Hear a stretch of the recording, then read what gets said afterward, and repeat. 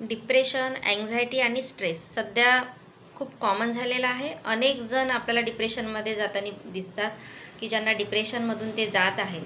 अनेकांना anxiety, stress, एकदम stressful life, आजकालचं जे जीवनमानामध्ये, राहणीमानामध्ये जे बदल झालेले आहे, त्याच्यामुळे आपण ज्या रोजच्या दैनंदिन जीवनामधून स्ट्रेसमधून जात असतो, तर पुष्कळ जणं हे स्ट्रेसचं रूपांतर हळूहळू अँक्झायटीमध्ये व्हायला लागतं आणि अँक्झायटीचं रूपांतर हळूहळू डिप्रेशनमध्ये व्हायला लागतं.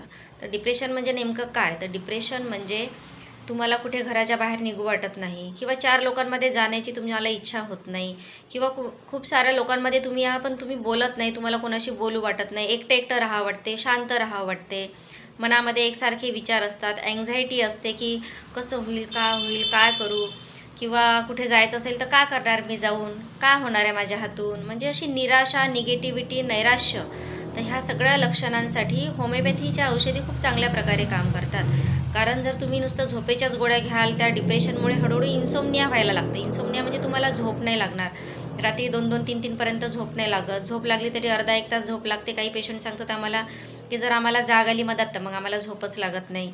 तर अशा केसेसमध्ये जर तुम्ही होमिओपॅथीचं औषधी घेतलं, ज्याचं कुठलंच काही साईड इफेक्ट नाही आहे, अशा मेडिसिन्स तुमच्या त्या मुळापर्यंत जाऊन तुमची पूर्ण हिस्ट्री घेऊन त्याचं काय आहे, कॉज काय आहे, त्याचं रूट काय आहे, मूळ काय आहे, हे शोधून सिलेक्शन ऑफ मेडिसिन करून होमिओपॅथीचं औषधी हे देण्यात येतं.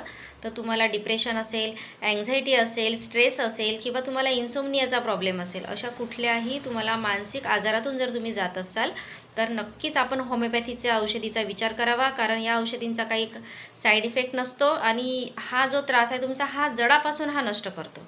धन्यवाद. थँक्यू.